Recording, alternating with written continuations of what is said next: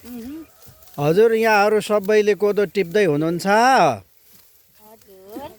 ए ल ल सक्नमा लाग्नु भएछ यो किपट त। ए ल यसबाट चाहिँ के परिकारहरू बन्छ? ढिँडो, त्यसपछि अरू के बन्छ नि?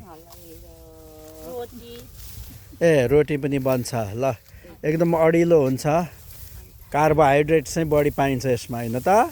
ल यहाँ बजु पनि हुनुहुँदो रहेछ, उहाँको गीत पनि सुन्न पाए हुन्थ्यो। कामको साथसाथै अघि निकै मजा आउँथ्यो। ल यो नानीहरू त गाउनुहुन्न होला। उहिलेका बजनी हुनुहुन्छ, उहाँले नि एक चरण गाइदिनु न।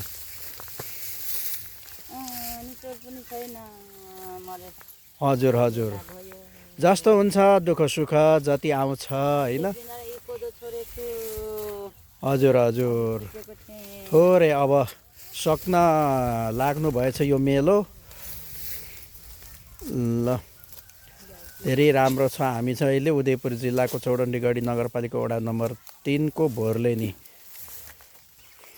टोलमा यसरी कोदो टिपिरहेका हौँ। ल छोटो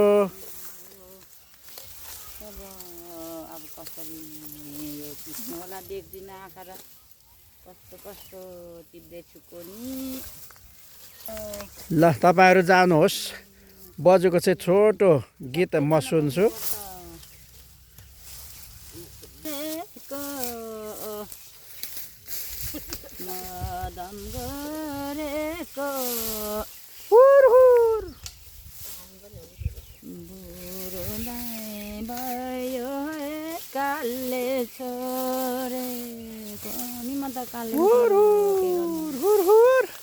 मरे पनि हुन्थ्यो जस्तो लाग्छ। दर्शक महानुभावहरू एकछिन भए पनि निकै रमाइलो भयो। उहाँले उहिलेको लहरे गीत गाउनुभयो।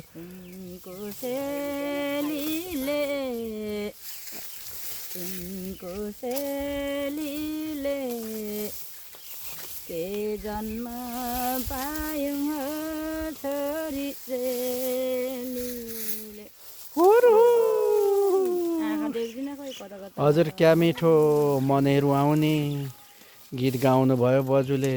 हजुरको नाम के हो नि? इन्द्रमाया राई। ल इन्द्रमाया राई बजुले साह्रै मिठो गीत गाउनुभयो। मेला पनि सक्नुभयो।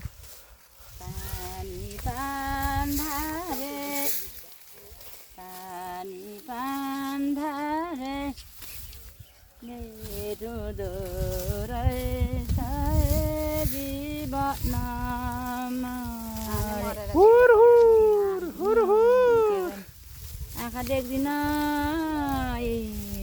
हजुर हजुर, औषधि